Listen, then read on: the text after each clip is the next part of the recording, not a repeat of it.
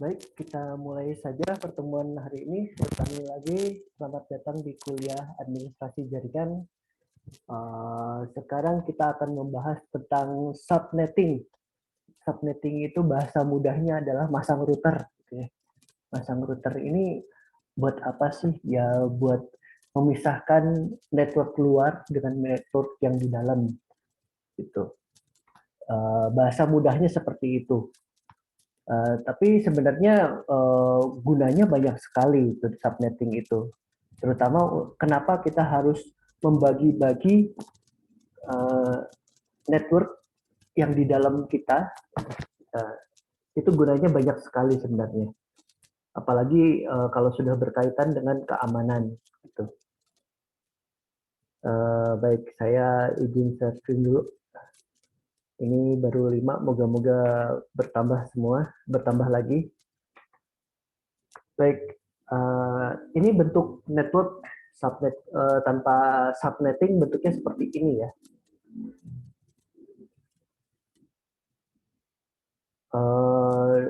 Kita punya 4 komputer dihubungkan dengan network, IP depannya sama 128.143.173 depannya.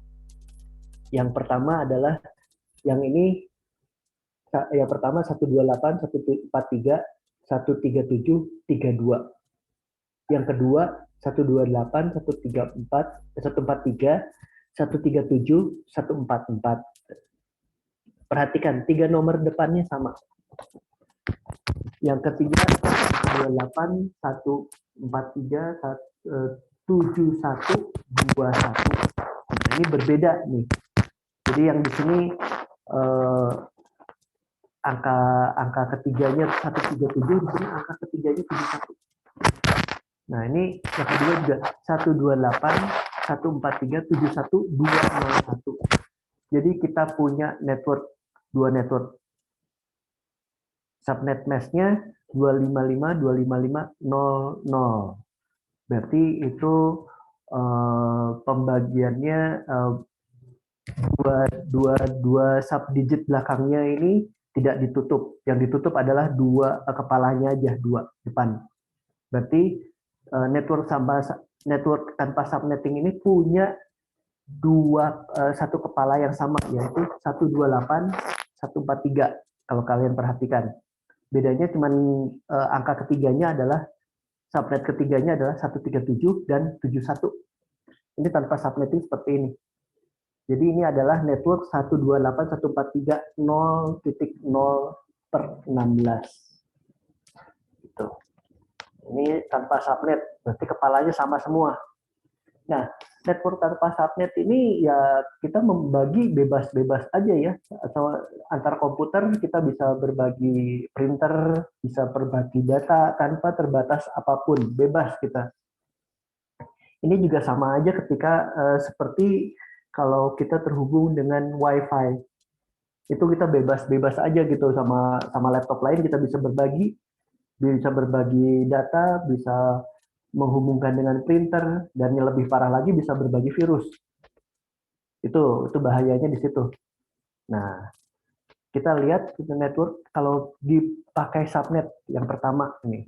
Di sini 128.143.37.32, 128.143.137.144. Nah, ini sama, 4 komputer yang sama ya, sama yang dengan subnet tanpa subnet yang di atas.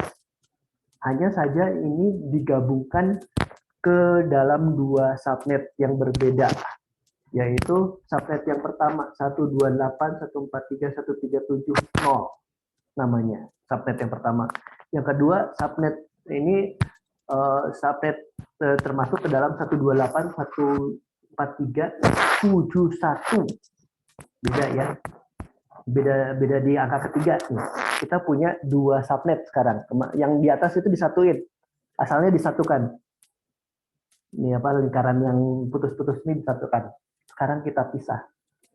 Dengan ada pemisahan seperti ini, kita bisa membatasi. Kita batasin di sini. Di antara 2 komputer ini kita bisa membatasi. mungkin kita bisa berbagi internet gateway ke dalam dua subnet ini, tapi belum tentu komputer yang di sini bisa mengakses komputer yang sebelahnya. Ini dari sini ke sini nggak bisa, belum tentu sebebas itu mengakses datanya atau printer yang ada di subnet ini. Demikian juga yang di subnet ini, kalau misalnya ada data di komputer ini tidak sembarangan ini bisa masuk ke sini. Gitu. Tergantung permissionnya, izinnya, apakah itu dikasih atau enggak gitu. Kalau yang dikasih izin hanya berbagi internet, kita tidak dari antara subnet ini dengan subnet yang ini, subnet 137 dengan subnet 71 hanya bisa berbagi internet saja, nggak bisa berbagi data atau berbagi printer. Itu gunanya subnetting. Jadi memberi batas antara dua subnet di satu network yang sama. Sebenarnya mudah aja gitu, jangan membedakan angka depannya. Dan ingat di sini juga tadi berbeda ya. Tadi per 16, per 16, per 16, per 16. Di sini dibuat subnetting jadi per 24. Per 24, per 24, per 24, per 24, per 24. Apa yang membedakan per 16 dan per 24? Itu adalah perbedaannya di subnet mask-nya. Subnet mask-nya ini berarti sekarang per 24 itu 255, 255, 255, 0. Sama dengan yang standarnya kalau pakai sistem operasi Windows, biasanya subnet mask-nya ini per 24. Hitungannya per 24. Nah, yang berikutnya, oh ya, 24 ini adalah menandakan berapa binary yang dibuka. Berapa biner yang dibuka, sebanyak 24 biner. Tapi bukan jumlah komputer, beda. Jumlah komputer dengan jumlah biner lain. Gitu. Jumlah komputernya nanti kita akan membahas, biasanya ada ininya apa, ada tabelnya. Nah, ini kalau network dengan subnetting yang kedua, nah ini agak berbeda lagi. Nah, ini kita bisa membagi subnet yang 128, 143, 137. Kita bagi dua. Bisa dibagi dua. Jadi subnet 128, 143, 137, 0 dengan 128, 143, 137, 128. Bisa dibagi dua seperti itu. Kenapa bisa dibagi dua? Karena belakangnya 26. Biner yang dibuka hanya 26. Jadi agak berbeda dengan 24 ya. Berkurang lagi. Jadi subnet mask-nya 255, 255, 255, 192. Banyak komputernya yang dibuka adalah 255 kurang 192. Jadi berapa itu? Belakangnya 3 ya. 3, 24 kurangi 9 berapa? 19, 24 kurangi 19 jadi 5. Jadi 53 komputer yang terbuka. Gitu. Berbeda dengan per 24 ini ada 255 komputer terbuka. Gitu. Ini hanya 53 komputer sini, 53 komputer sini. Di sini per 24 dia masih punya 255 komputer di jatahnya. Gitu. Nah, ngapain sih harus repot-repot harus dibagi seperti ini gitu. Yang pertama adalah keamanan komputer. Subnet yang pertama itu bisa digunakan untuk jadi server. Tidak sembarangan orang bisa dari klien-klien ini bisa masuk ke server kecuali yang dibagi secara publik. Gitu. Nah, itu bedanya di situ. Tidak sembarangan itu bisa dibagi ya. Nah, kita masuk lagi share. Nah, bisa aja itu yang tempat server itu dia hanya bisa membagi keluar, bisa broadcast keluar saja ke klien-klien, bisa dikasih saya misalnya ada server web di sini, dia bisa broadcast webnya di situ, tapi tidak sembarangan klien-klien bisa mengakses ke dalam situ untuk merubah datanya, tidak semua bisa. Tapi semua klien dapat data dari website itu dan bisa browsing gitu.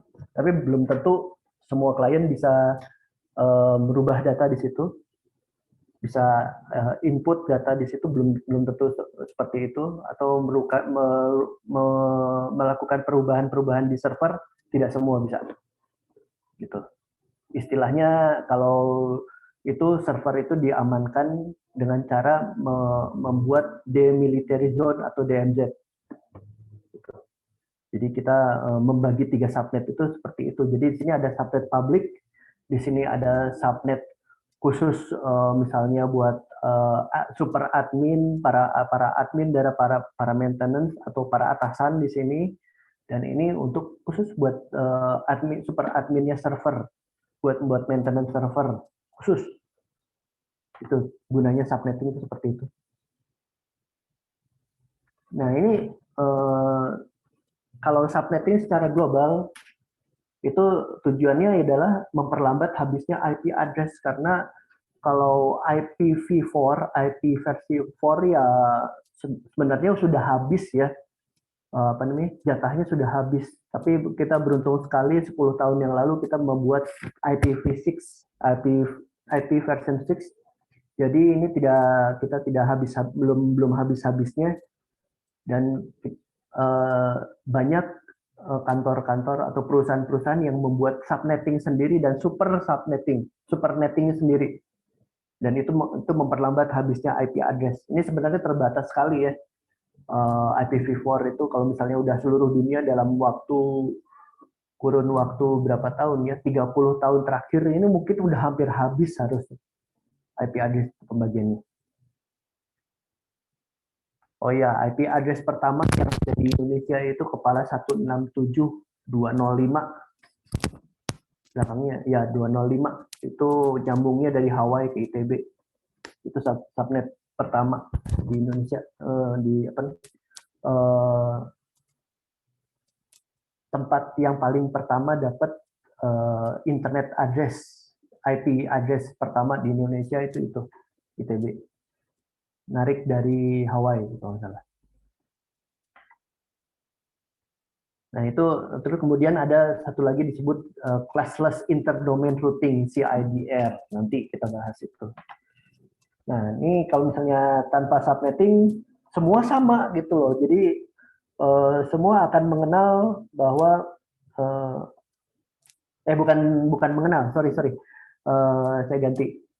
Ini kalau misalnya kita diberi network 141.14.00 itu nanti akan habis IP-nya gitu. Jadi kita tidak membatasi berapa pengguna, kita tidak bisa monitor berapa pengguna internet gitu dengan seperti ini. Kita tidak tahu entar asal usulnya virus dari mana, agak sulit karena banyak sekali ini yang harus diurus untuk satu kepala ini saja gitu. Biasanya kalau satu perusahaan itu diberi IP address itu satu biasanya. Nah, jadi kalau misalnya dari luar ingin melihat kalian membuka internet di UNLA, ya kalian akan dikenal sebagai orang UNLA.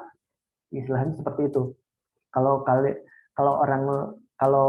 kalian membuka internet misalnya di WiFi publik di salah satu restoran, nah orang lain akan mengenal kalian sebagai orang restoran itu. Istilahnya seperti itu. Itu pembagian network itu gambarannya seperti itu. Nah, ketika diberi subnetting, ya jadi seperti ini. Ini sama seperti yang tadi di atas gambarannya. Ini dibuat 3 subnetwork seperti itu. Jadi nggak semua diurus di satu, seolah-olah ini hanya menggunakan satu switch dibagi berapa ribu komputer, berapa puluh ribu komputer, banyak sekali. Itu udah pas sambung-sambung, dan kalau switch sudah pas sambung-sambung ada kemungkinan antar switch itu terhubung 2 kali, dan itu akan membuat looping itu akan memperlambat internet. Itu. Alhamdulillah sekarang kita sudah musim WiFi, jadi looping itu sudah mulai bisa diatasi gitu. Kecuali untuk keperluan-keperluan tertentu kita harus tetap pakai switch. Itu subnetting seperti ini dengan subnetting sama. Router lokal menggunakan 3 oktet 3. Oktet ketiga itu yang angka yang ketiga belakang. Ini 2, oktet ketiganya 2, ini 22, ini 7. Itu dibedakan di situ. Nah, rata-rata kita menggunakan kasus subnettingnya kelas C ya. Itu kalau kalian pakai sistem operasi Windows ya itu sangat umum sekali. Kalian biasanya sudah mendapatkan Windows dengan IP address yang dimulai dengan angka 192.168. Terus x.x. Kepalanya itu kelas C umumnya kalau pakai sistem operasi Windows. Di sini kalau biasanya orang membeli IP address dari misalnya ini 192.179.220 ke 0 sampai 255, berarti dia cuman kebagian 255 IP. Secara logis dia cuman bisa menghubungkan 255 kurang 2 ya. Yang 0 sama 255 nggak dipakai. 253 komputer secara logika gitu. Tapi kalau kita menggunakan subnetting bisa lebih dari itu. Itu tujuannya subnetting. Dan lebih parah lagi, biasanya IP address kebagian satu perusahaan itu cuma satu. Jadi lebih parah lagi itu. Kalau sekarang mah, kalau dulu mau bisa beli sebanyak ini. Gitu. Nah, ini misalnya ada administrator, ada 3 divisi A, B, C, punya masing-masing punya LAN, divisi A 40, divisi B 38, divisi C 35. Masing-masing divisi harus dibuat subnet. Setiap divisi harus bisa berkomunikasi via jaringan dan menggunakan server mail. Gambarnya seperti ini. Ini divisi A, divisi C, divisi B. Yang satu pakai topologi star, yang satu pakai topologi ring, yang satu pakai apa nih? Saya lupa lagi namanya. Tapi di sini ada terminator. Ini yang paling tua. Kalau ini masih ada yang pakai, kalau kita pakai, kemarin saya cerita pakai ini fiber optik. Kalau pakai fiber optik ada yang masih ada yang pakai seperti ini. Circle ini. Gitu. Ini pakai switch, ada mail server, semua tiga komputer di semua divisi harus bisa kebagian mail server. Gitu. Kebagian maksudnya bisa beroperasi menggunakan mail server, jadi emailnya di sini. Gitu. Kerja pakai email yang sama. Nah, tapi nggak sembarangan orang di sini bisa ngutak-ngatik email server. Itu makanya dikasih router. Itu. Yang kedua adalah membagi bukan membagi, untuk mengelola usernya. Di sini ada 40, di sini ada 38, di sini ada 5. Tuh. Mengelola usernya, jadi tahu siapa mengakses apa, kapan. Nanti kalau misalnya ada sesuatu kena virusnya dari mana ketahuan, dari komputer mana. Gitu. Jadi hati-hati. Jadi kalau kalian biasa pakai WiFi public, hati-hati banget. Jangan macam-macam ya. Kalau browsing aja nggak apa-apa lah. Tapi yang megang router tahu kalian browsing apa. Gitu. Jadi hati-hati sekali. Gitu.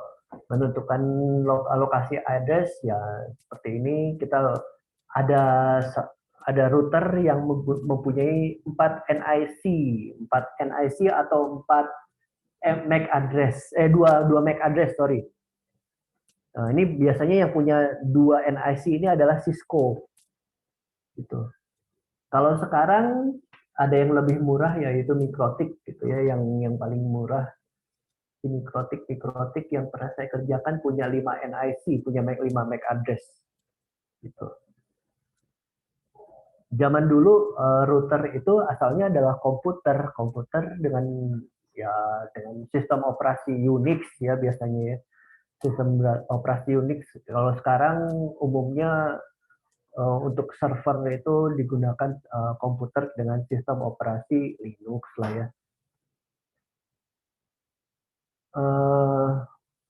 Kemudian bedanya cuma sedikit ya. Unix, Linux, sistem komputer dengan sistem operasi berbasis kernel Linux gitu. Kalau Linux-nya itu kernel, bukan sistem operasi. Kalau sistem operasi itu Debian, Fedora, Slackware, dan lain-lain ya. Kemudian FreeBSD itu sistem operasi, tapi Linux itu kernel, beda. Kernel itu adalah jeroannya dari si komputer, jeroannya dari sistem operasi. Itu seperti itu. Kita pindah dulu nih. Nah, oke.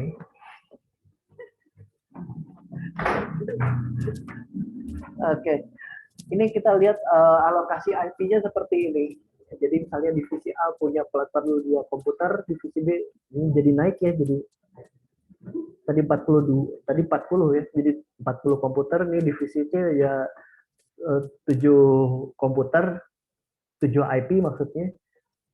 Mail servernya ada IP-nya ada 1. IP-nya lebih banyak 2 ya. Harus ada lebih banyak 2 karena 2 tidak terpakai. Ujung atas sama ujung bawah itu disebut terminator, itu nggak dipakai. Sengaja tidak dipakai.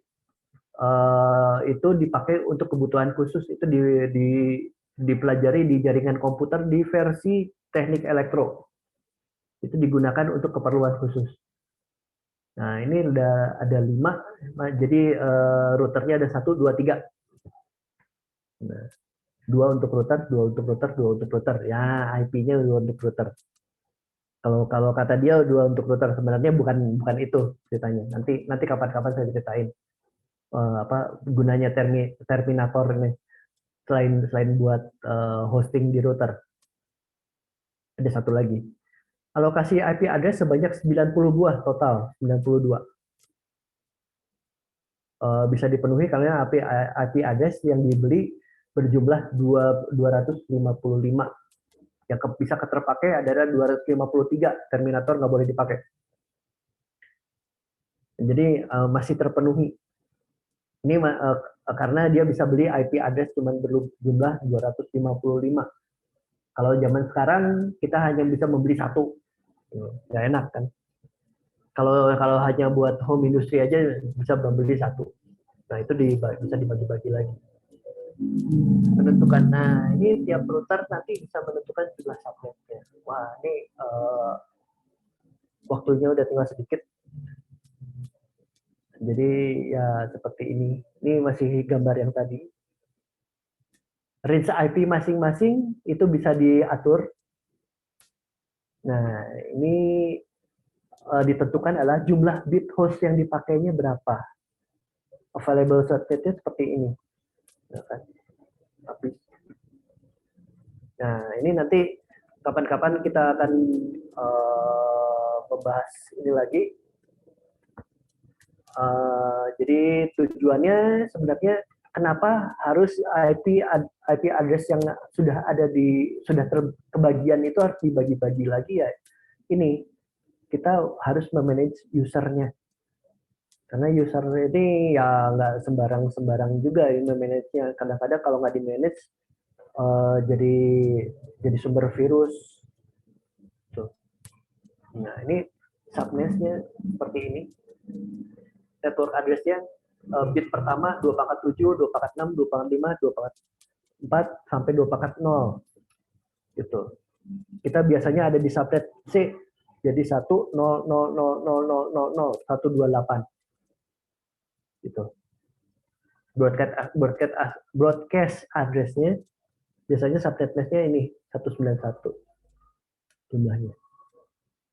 Range-nya ada sedemikian. Ini saya tidak mengerti kenapa 179 ya, biasanya 168 gitu kalau bawaannya si Windows. Gitu. Mungkin sampai sini ada pertanyaan barangkali, silahkan. Kita stop share dulu. Nanti bahan-bahannya seperti bahan yang kemarin juga saya akan bagi di grup ya, karena e-learningnya belum terjalankan. Sebentar, ini saya mau lihat dulu nih partisipannya siapa. Saya printkan dulu buat absen. Apakah ada pertanyaan barangkali? Ini pertemuan 2 ya.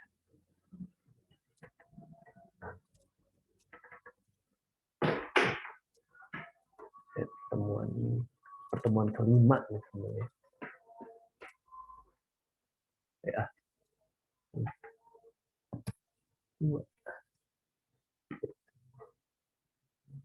Open. Oke, sih. Oke.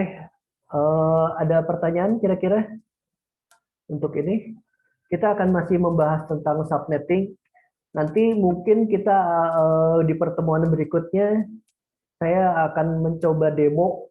Mestinya tadi sekalian, cuman kagok ya.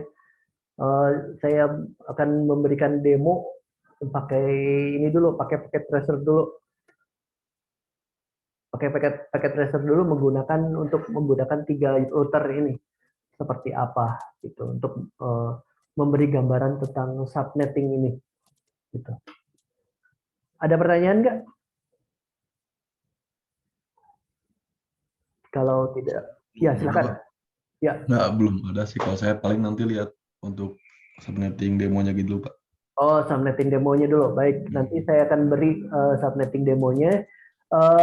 Gini, kalau nanti untuk KP, kalau KP mungkin masih bisa ya pakai 1 subnet atau 2 subnet. Tapi kalau untuk tugas akhir ya, tolong jangan pakai 1 subnet lah ya. Paling nggak ada 3 gitu. Jadi kelihatan kerjanya seperti apa. Soalnya kalau hanya pakai 1 subnet itu terus habis itu pakai mikrotik, kalian mubazir gitu ya. Lubangnya ada 5, kalian cuma pakai 1, cuma pakai 2. Itu sangat mubazir. Gitu. Padahal lubangnya masih ada 3 lagi yang nganggur. Gitu. Jadi asal usulnya seperti ini ya. Router itu tadinya adalah komputer tapi pakai lebih dari 1 Ethernet card. Kita punya Ethernet card-nya lebih dari 1. Hanya saja untuk komputer-komputer tertentu ya Ethernet card-nya pasti terbatas ya, paling banyak yang saya lihat itu 3 bisa 3 Ethernet card gitu. Dan itu bisa dibagi jadi bisa subnetnya bisa beda-beda 3 Ethernet card itu. Gitu tadinya. Jadi biasanya 2 Ethernet card untuk membedakan yang masuk, IP yang masuk dan IP yang keluar berbeda gitu. Dan itu juga bentuk yang sama dengan Cisco yang lama ya, router Cisco yang lama juga pakai biasanya 2 atau 3 port yang dipakai gitu. Rata-rata seperti itu, 3 port. Hanya kalau sudah mikrotik yang zaman sekarang portnya bisa 4, bisa 5 gitu. Itu bisa dipakai, saya pernah pakai semua dan itu memang rujit gitu. Untuk kalau dipakai semua biasanya lebih ininya jadi cepat panas. Nah, itu kenapa akhirnya dibuat router yang lebih kecil karena tugasnya nggak pusing-pusing amat ya, nggak sekompleks komputasi data atau rendering atau segala macam. Ini kita hanya membagi jalan internet saja, itu namanya routing gitu. Jadi tidak perlu daya yang besar sebenarnya. Ya, makanya router seperti Cisco bisa pakai adaptor 5 volt karena tidak perlu daya yang besar untuk membagi apa namanya jaringan, kecuali kalau misalnya kita harus mengamankan jaringan, kalau misalnya ada insiden jaringannya bisa mengirimkan SMS ke admin, itu bisa pakai mikrotik yang lebih mahal atau pakai Cisco. Cisco itu bisa seperti itu. Bahkan kita bisa matiin Cisco pakai SMS juga bisa. Tapi jarang orang matiin Cisco pakai SMS. Dulu saya waktu masih dikasih passwordnya Cisco bisa apa nih bisa ngecek network pakai BlackBerry, dan kebayang aja sakit mata ya pakai BlackBerry itu. Dan seperti saya bilang bahwa jaringan itu juga sebenarnya diprogram gitu, tidak hanya istilahnya kalau dibilang konfigurasi ya itu salah kaprah gitu, karena orang melihatnya hanya klik klik kanan klik kiri beres gitu. Asalnya bukan seperti itu. Nanti saya ajarkan asalnya kita itu hanya antar muka pembantunya gitu.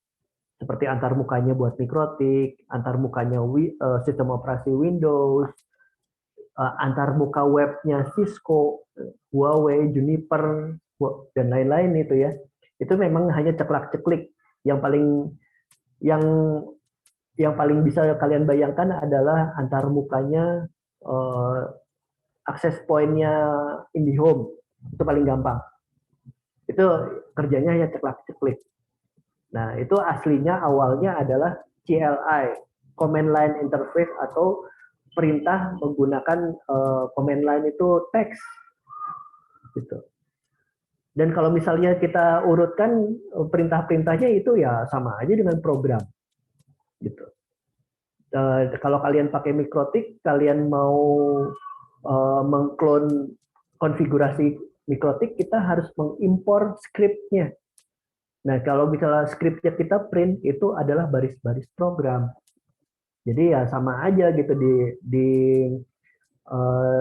manajemen jaringan pun informatika harus memprogram jaringan tersebut. Biasanya program itu ada di router. Begitu. Mungkin sampai sini karena waktunya sudah habis. Terima kasih atas kedatangannya. Nanti ketemu lagi di kesempatan lain. Nanti bahan-bahannya saya akan beri di grup ya. Alhamdulillah ada yang bikin grup. Jadi sementara e-learningnya belum terbentuk, grupnya kita pakai dulu.